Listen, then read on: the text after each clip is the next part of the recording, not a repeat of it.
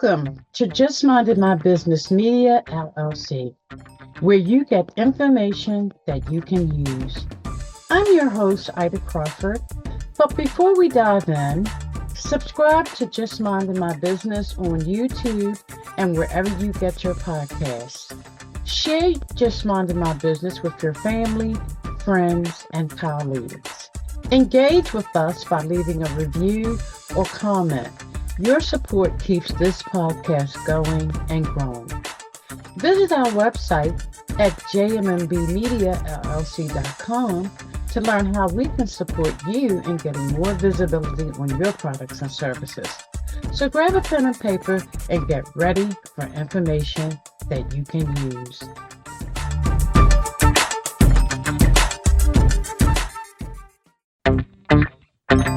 Thank you to our guests and you. Welcome to Just Minding My Business Media, where you get information that you can use.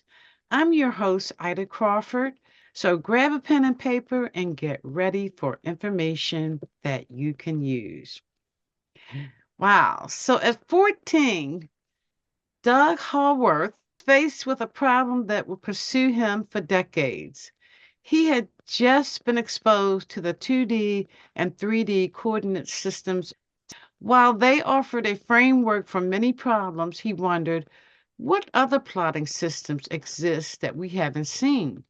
Shortly after, Doug found out that his kidneys were failing and that clouded his thinking. Persevering through this challenge, he majored in economics at Washington State University, graduating top of his class. In 2002, Doug's best friend, Tim Schreiner, gave him a kidney. When he came to after the operation, his brain was clear for the first time in 30 years, and he was determined to make maximal use of his improved mental capacity. Not long after that, when he and his wife went shopping for a new wash machine, as she weighed her options aloud, he realized she had solved a multidimensional problem in her head. He instantly recognized that people throughout the store were subconsciously doing similar evaluations for all their considered purchases.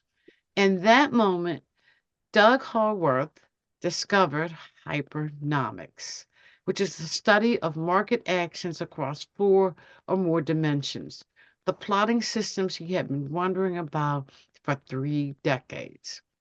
He founded Hypernomics Inc. on his ideas, which has worked for NASA, Virgin Galactic, and Lockheed Martin.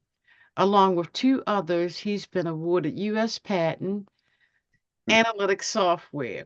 Right. Wiley has published his book, Hypernomics, using hidden dimensions to solve unseen problems in January 2024. Wow, congratulations. Why, thank you, Ida. Thank you so much. Yeah, it's a big relief and a big sigh of relief from, getting where I was back at 14 to right here. So Yes, it's been a yes, journey. yes, it sounds like a journey, but however, all of our journeys mean something. And in your case, it meant coming up with hypernomics. Yeah, we hope it's going to replace most of what we now call modern economics. Most of your listeners have probably heard, maybe you have too, of the law of supply and demand. Have you heard of that? Yes. Well, the law of supply and demand kind of thinks that there's one price point for every market, and the law of value and demand recognizes that it's pretty simple. It just basically says that the product features determine the value. So like if you got an electric car, the horsepower and the range help get you the value. Your house, the square footage and the acreage help determine how valuable your house is. So the features determine the value. Value in turn drives the price. Price limits quantity sold, and quantity sold is a feature. That's really all there is to it. That those 12 or 15 words there describe the law of value and demand completely, and it tells you that it's a closed loop system, and that as you get more of what you want, the price goes up, and so does the cost. But as the prices go up, people buy buy fewer of the items. And so it's the recognition of these balanced forces that is the discovery here. So Absolutely. And it's just I never even thought about it like that. And just in your bio, just buying a wash machine, yeah, y- just you buying a know, washing machine. Yeah. the kind of processes that we go through in selecting just something as simple as a wash machine. Yeah, it turns out that the reason this works, Ida, is that collectively, everybody thinks relatively the same way, which is to say, it's like human beings as a species, we've kind of decided that men and women have a certain height range and a certain weight range. So if you go into a group of women, say you're going to a women's conference, you're not going to expect to see anybody shorter than 4 feet or anybody taller than 6.5 feet typically. If I were to go to a men's conference, I would, you take that up a half a foot, and I would expect to see the people in the same range. If I went to a group that had nothing but MBA centers, I wouldn't expect anybody to be less than 6'8" and people to be up to 7'4". And so it's this recognition that the people kind of aggregate to certain groups Mhm. based on their, in this case, their gender or what their profession is. Like jockeys would be a lot smaller. They do the same thing when it comes to what they buy. Everybody kind of sees things the same way. And so what this technique does is it lets you see how the people react to what's being offered to them. And then it shows you where there are gaps in the market where you can put new products, and it also shows you what's overpriced and what's underpriced. Mhm. Absolutely. So you can adjust. We believe what will happen in the future is people will start to do this more frequently, and they will have fewer product failures.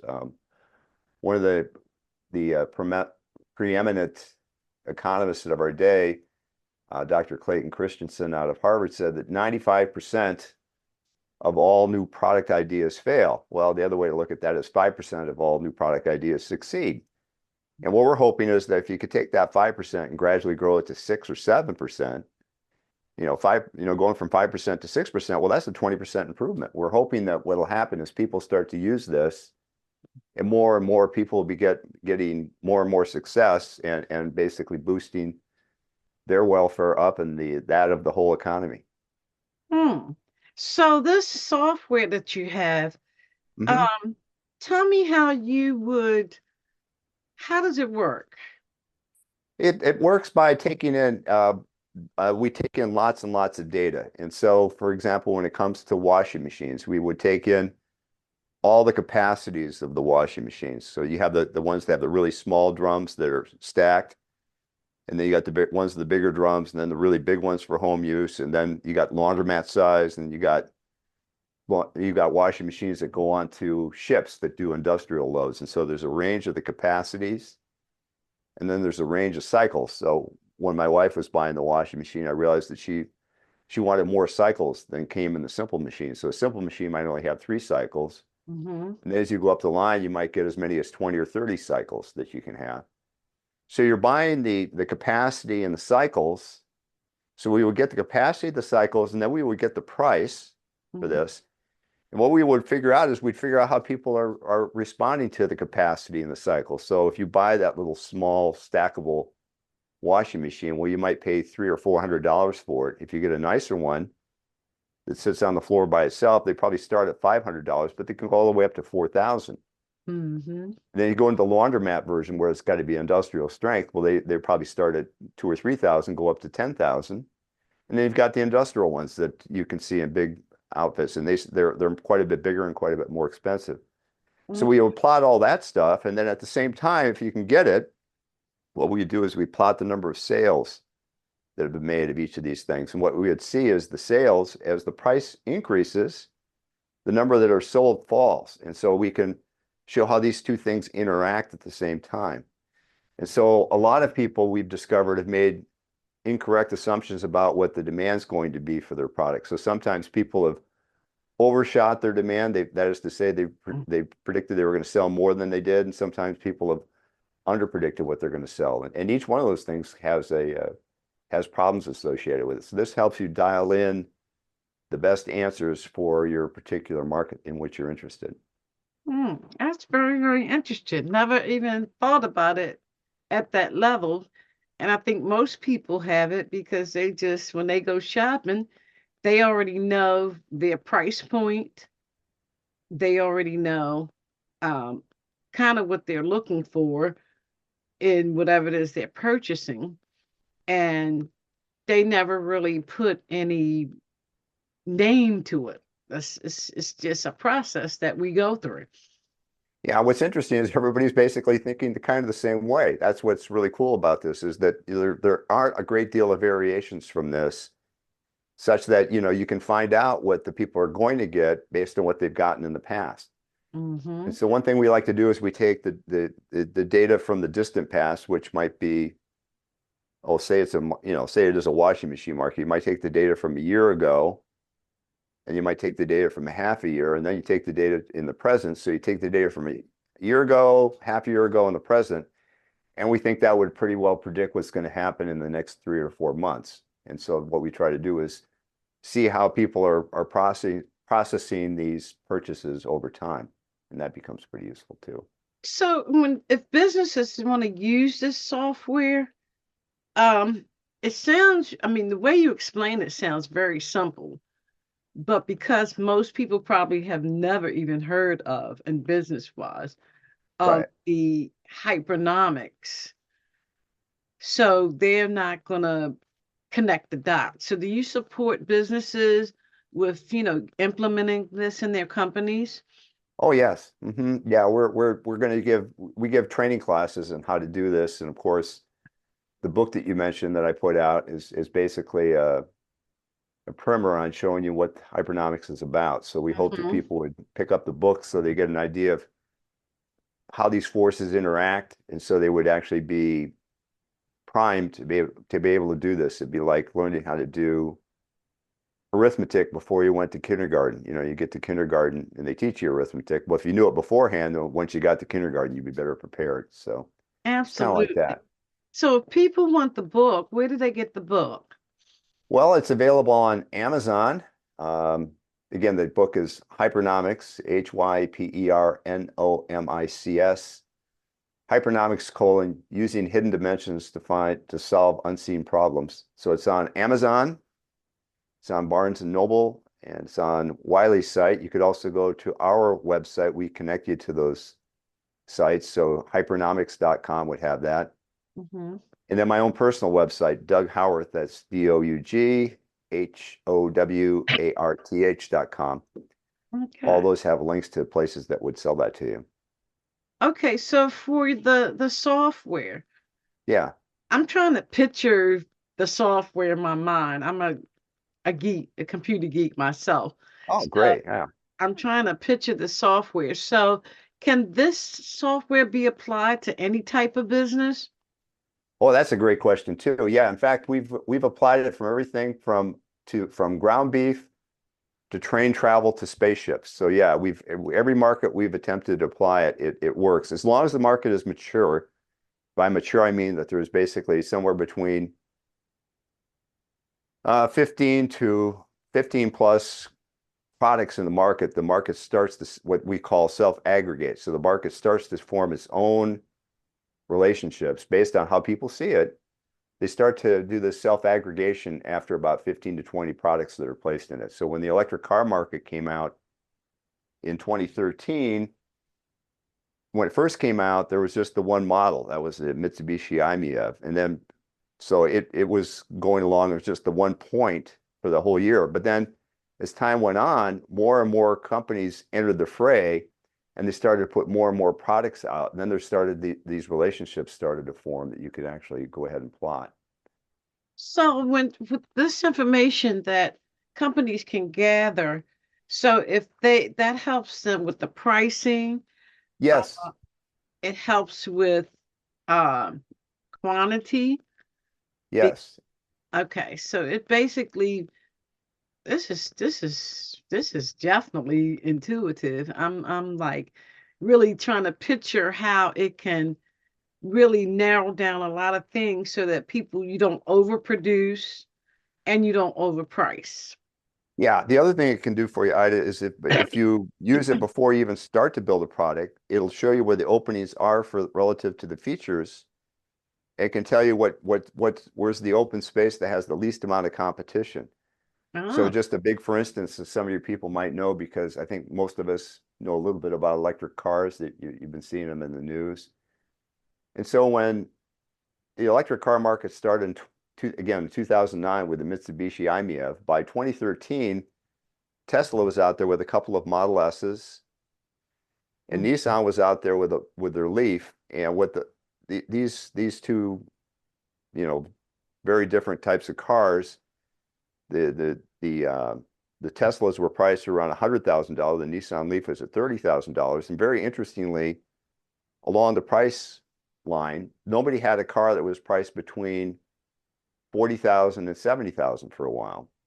Mm. Then if you go over to if you plot the horsepower and the range, which is what people are buying there, no, Tesla had some really big sized motors in their cars. They had the motors that were getting, I think, 800 or 900 horsepower, but nobody had a car between 300 horsepower and 500 horsepower. And so if you put a car that had 300 to 500 horsepower, and everybody else said, a lot of people have ranges that were very tiny, like the Tesla, that were in the 100 to 100-mile range. And there were a few up there with Tesla that were 300, but nobody had a 200-mile range car. So if you made a 200-mile range car with a 400-mile engine, 400 horsepower engine, or motor rather, and you priced it at between that, in that gap, now you've got no competition, or very little competition with respect to price, and very little competition with respect to the features that you're offering. And that's what this does, is it creates this map for you so you can actually drive your product into these open spaces. Wow. That's Yeah, that's amazing. yeah, That's amazing. Now, yeah. The more we got into it, the more we found we could do with it. So it's pretty interesting that way. so does this also work in the service industry? Yeah, funny you should bring that up too. Yes, it does work in the service industry. So for example, a service that we thought would be pretty easy to map, and it turns out it is you take train travel. And so what is it when you buy a train ticket? What are you buying when you buy a train ticket? Well, you're trying to go from A to B, right? Mhm. Well, how far is A from B? So it works out that part of what's in your train ticket is the distance from A to B. Mhm. And then part of it also works out, like here in the United States, there's only a couple of trains that can average 80 or 100 miles an hour. But if you go to Japan and China, you've got several trains that can do 200. They're approaching 350 miles an hour. So we just went out and looked at Japanese train travel, and we got the slower trains, the ones that had a bunch of stops, and then we had the express trains. And so we took the slow trains and the fast trains, and it turns out people pay a premium for speed, which you would guess. And then in the Japanese cars, they've got 4 levels of comfort. So they got their basic thing, which is kind of like, basic economy. And then they have a step up that's economy. And then they have a step up that's kind of like business class. And they have another step up that's first class. So they got these 4 classes. And as the classes get bigger and bigger, you get more and more area around your seat. So you can plot that too. And so it works out that the value of your train ticket in Japan is a function of the speed, the net speed, Mhm. how far you're going, and how much room you get in your seat. And then it also works out too that there are fewer seats of the really expensive seats, and then there are more of the next most expensive seats, and so on. And that the Japanese example kind of blends into the European example. If you take if you go on to the Eurostar that goes underneath the English Channel, it goes at 186 miles an hour. That also plots on the same curve. And so the world of train travelers sees, has the same kind of response for the features that are offered it. They're willing to pay so much to go so fast, so far, with so much comfort. And that helps them figure that stuff out. Oh, okay. What about the financial industry, Oh, like the well, stock market? funny you should ask. One of my friends, basically, after we were doing this, if you can believe it, we didn't think of this earlier. I'm glad you thought of it. We're doing this for 4 years. We're doing it for a bunch of aerospace firms, and somebody said, "Hey, why don't you guys try to use your technique on the stock market?" So we did. We made something called a Hypernomics fund, which is right now it's just my money. I have to make clear to your audience that this is not for sale.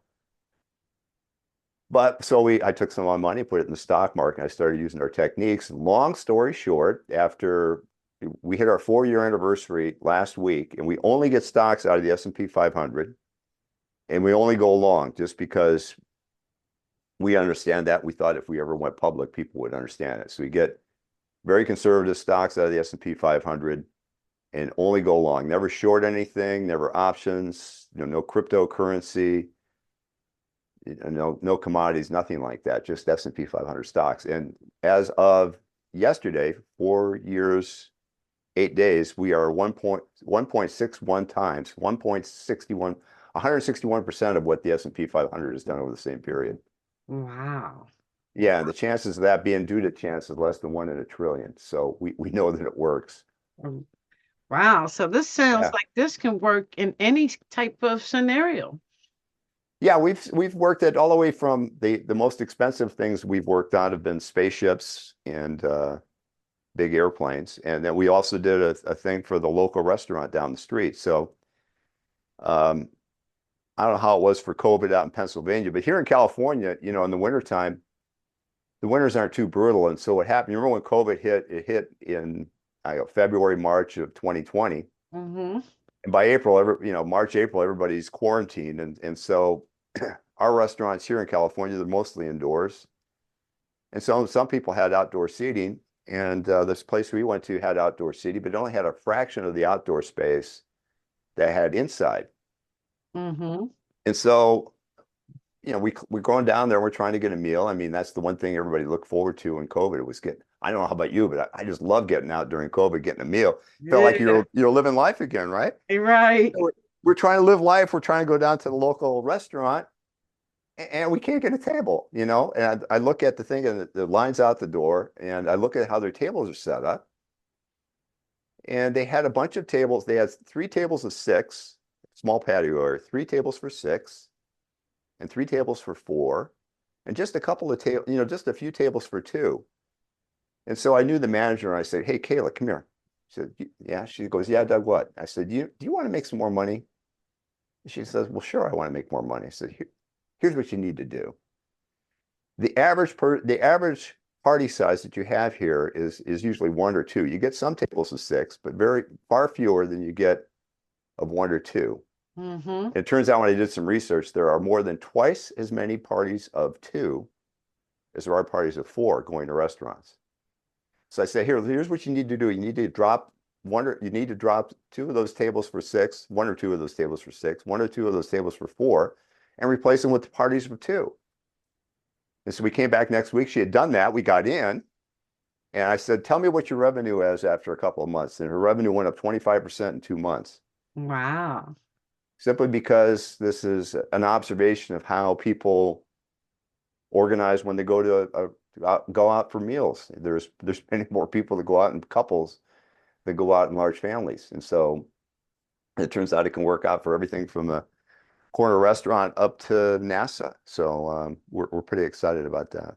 Wow. This is amazing. I'm like, I like to see the act. Do you have like a demonstration? Do you do demonstrations for businesses?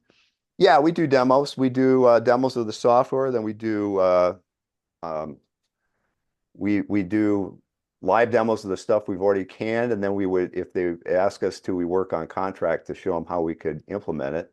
Mm-hmm. But yeah, it works. It also works, by the way. We just discovered as I was writing the book, it could also work for athletes, for example, when you're trying to sell your services. So what we did is we went out and plotted all the salaries of NFL wide receivers that were past their rookie contracts. Mm-hmm. And it turns out that the speed range for these guys, I mean, you got people like Tyreek Hill that are down in the 4.3 range, but most of the guys are between 4.4 and 4.65. It turns out that if you have 4 catches per game and you're age 27, if you can get your time from 4.65 down to 4.6, so you've lost a 20th of a second, that's worth another $640,000 per year on average to you. Wow. Just going that much faster.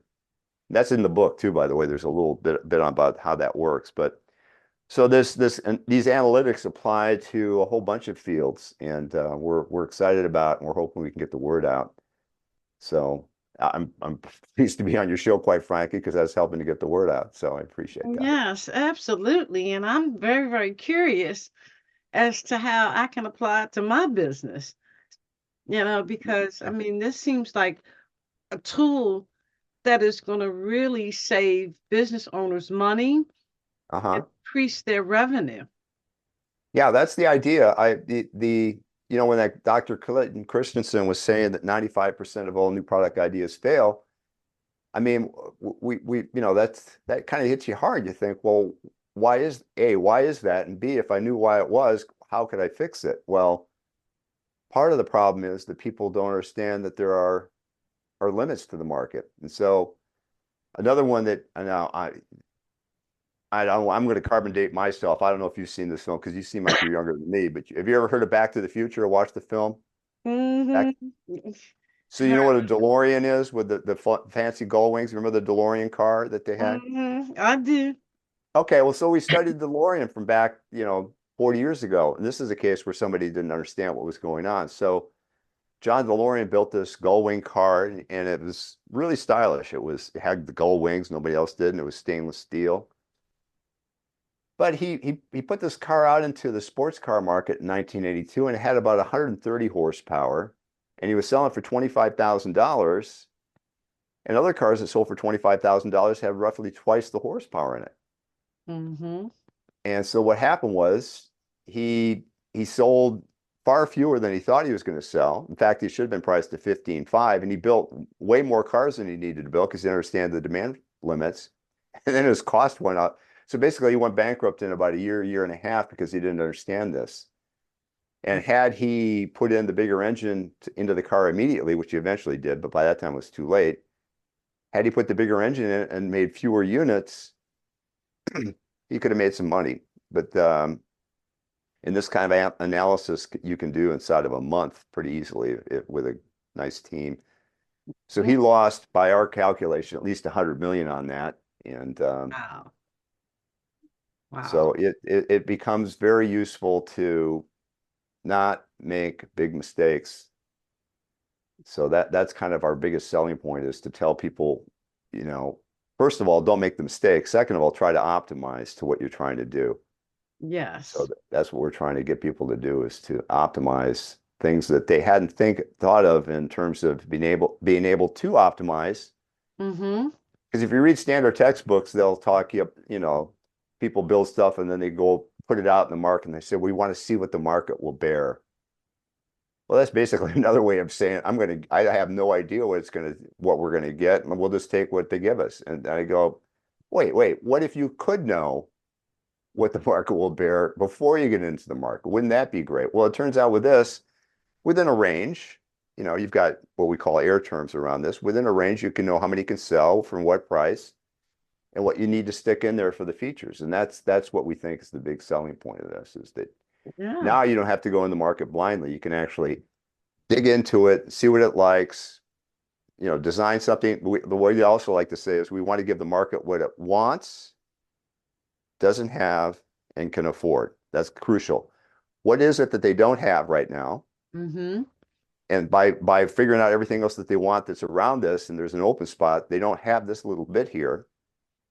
And can they afford it? Well, if they've afforded things that are more expensive and less expensive, they can afford a certain amount of this new thing that Hmm. you want to give them. So that's what we want to do is find something that people want, don't have, and can afford, and try to drive a product into that Yeah. slot. Okay. This is so unique. And again, how can people get the book? Well, again, you can go off to Amazon and put in my name, Doug Howarth, or type in Hypernomics, and you'll get that. Barnes& and Noble online has it too. So does Walmart, and my publisher Wiley has it. If you prefer to go to our website, you'll see a link there on the company website, which is hypernomics.com. That's hypernomics.com. Or again, my personal website, doughowarth.com. DOUGHOWARTH.com. Yes, I definitely would like to see a demonstration. Oh, Oh, great. Well, I'll give you one. I'll give you one offline here, and I'll show you how it works. yeah. And that way, because I think people in this situation seeing is believing. And Yes, the right, concept makes sense to know before you dive into any endeavor. You want to have as much information as possible so right, you're not wasting money, number one, exactly. Yeah, and or time. right.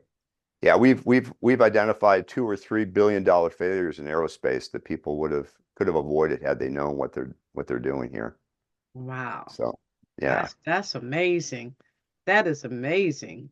yeah. Yes, we definitely want to see we have to have you back to just to do the demo so that Okay, way people can see sure. how the Great. I'd like software that. works. Yeah, yeah. Yeah, I'd like that. We also have some solid models too that I can bring out next time. You can actually make a 4D model and you can hold it in your hand. You can actually see how it works Oh, interactively. wow.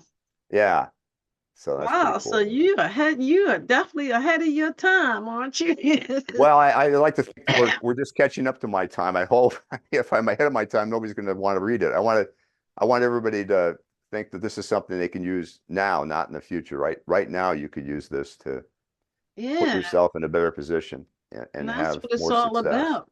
Because Yeah, I mean, nobody has a a magic ball to see what right, they're doing. Is this going to work or is it not going to work? And a lot right, of times we get excited because we think we got the next best thing, right. and it may not, the public may not accept it that way. Yeah, I think, if you have a little bit more time here, one of the things that we pointed out, one of the billion-dollar failures that we pointed out in aerospace was there was a company up in Reno that wanted to make a supersonic business jet. And by our calculations, they got the cost right. They actually put the cost out that they were going to use to build it. And they put out their price, which at 120 million was actually seemed reasonable for what the features were. So they got the cost right and they got the price right. But then they said they're going to sell 300 of these guys in 10 years. Well, it turned out that when they were starting, the demand limit would say that they were going to build 47. And then, so they started out with just 20 orders. Remember, they wanted 300. And Mm-hmm. then 5 years later, they still had the same 20 orders. They wanted 300 in a decade. They had 20. So I called them out and said, you guys are going to fail. And then he gave me a nasty letter on LinkedIn and said, oh, we just got this big order. And they didn't mention they were all options, which means, well, if you build it and it works, then we'll buy it. Oh, It's not wow. like you're giving you money up front. And so, and then the thing went under. Mm, And they basically took $1 billion and just lit it on fire because they understand how the market works. wow. So they needed Yeah, to have listened to you. right. Yeah. Yeah. They needed to listen to this. Wow, Doug, this has So, been definitely different. And I am looking forward to learning about this because, oh, great. if I have a better understanding of, you know, how I can make money in my business and not lose Sure. money, then that's a win-win Yeah, for exactly. any Yeah, you're exactly company, right, Ida. for any company. So I really thank you for coming here and sharing this important information with us. Well, thank you, Ida, for having me on. If you got a nice podcast, I was very pleased to be part of it. Thanks. Thank you. Appreciate you, of All right. course. All right. Thank you to our guests and you, our valued audience, for stopping by. We truly appreciate you. Many blessings to you and yours.